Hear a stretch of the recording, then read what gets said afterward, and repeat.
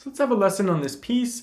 This comes from my new book, Classical Guitar Repertoire Lessons, Grade 1. And this is a follow-up to my 2 method books. So after a student completes my 2 method books, they can start the Grade 1 repertoire. And in this book, I have a couple of pages of preparation lessons and followed by the piece itself. So it kind of helps you learn the key signature sometimes, or playing the melody on its own, or playing the chord shapes on their own. And then when you go to play the piece, hopefully you're prepared. So there's a link for that under the video, but feel free to just watch for free and get ideas on how to practice your pieces. So, but the level is kind of more like late beginner or like early intermediate. So, you know, there'll be some, we won't dive in too deep, but the book is kind of halfway between a method book and a repertoire collection. So somewhere in between. So the first thing about this piece is that it's in the key of E minor. So let's take a look at the key signature first. So that's an F sharp. And so we'll play an E melodic minor scale to begin with. This is on the first page of lessons for the pieces, or for this particular piece.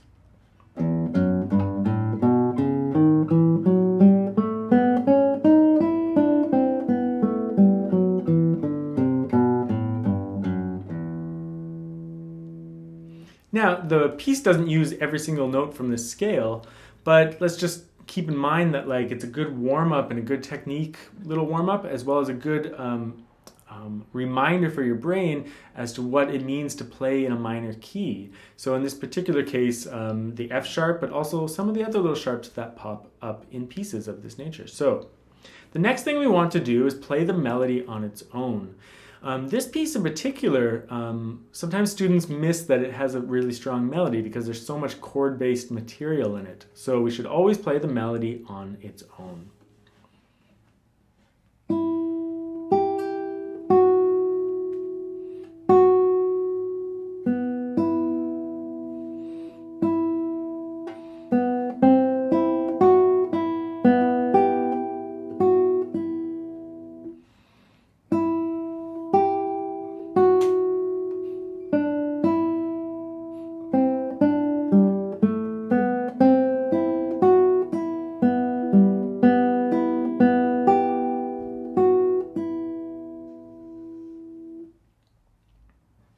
So whenever we play a piece, if it has a clear melody, we want to play the melody on its own at the highest possible quality level that we can play it. This will ensure that our ears are getting trained to what a good melody sounds like, right? And that our fingers understand how to play a nice legato smooth melody with shaping. It's an idealized version because as soon as you throw in all the rest of the notes from the piece, it's going to be harder to shape that melody nicely. But it really gets it into your ear, and it's the primary thing that you want to give the audience, right? It's the thing that makes the piece beautiful, and you want to make sure that you can play that at a really high quality level. Before you try to play something more complicated with extra notes, you know, and you don't want to miss that particular aspect of the piece, that element. The other thing is we should play the chords, and we've been doing this for a few of the pieces. The next piece won't really do it quite in the same way, but we're going to go through the chord shapes, the large chord shapes, the first position, regular, large chord shapes that everyone should know. And the reason we do that, instead of going over the specific shapes for the piece sometimes, is to make it relatable to all other pieces. You know, students at this level they want to start recognizing when they're playing certain chords. And so I've written out the chord diagrams for this in the same order as the bars of the piece, so you can kind of compare the two and understand what chord you're playing at what time. So let's just go through it nice and slow. E minor, B7, B7, E minor, E major, A minor, G, E minor, E major, D major, C, B7, A minor, B7, B7, E minor. Now, when you go through the piece, you should be able to recognize some of those chords. Now, there'll be some different notes in there, even though this note is part of an E minor chord, but it's not always going to look exactly the same. But by recognizing the basic shape, it kind of makes the reading of the piece quite a bit easier. You can just recognize what notes are going to be used. If it's an E minor chord, some of these notes will be used. And then same thing on the second bar.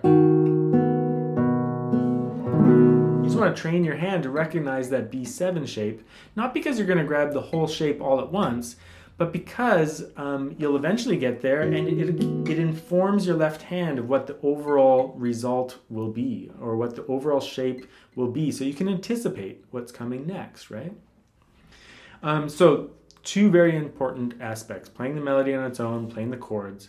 And then in this piece, just make sure you're really bringing that melody out of the texture, right? So the melody should be the loudest, and maybe the bass next. And then the accompaniment, you just want the accompaniment to be super soft. Don't play it all loud. It's too blocky and too notey. Bring that melody out so that the audience can hear the simplest melody. As a performer, you have to do lots of complicated things, but the audience just gets to hear something beautiful and very simple. So you want to make sure you give them that. Not much else to say about this particular piece. It's not too tricky. All the first three pieces, they're not too tricky. They're just a little bit harder than the pieces in my method books, a little bit more active. But I don't think you'll find them all that difficult. Be careful of the right hand fingering. Really, the fingering in the first bar is a model for the whole piece, but I've listed all the other kind of stranger places where you should follow the fingering carefully. But besides that, I think if you can play the melody and play the chord shapes, you'll be just fine with this piece.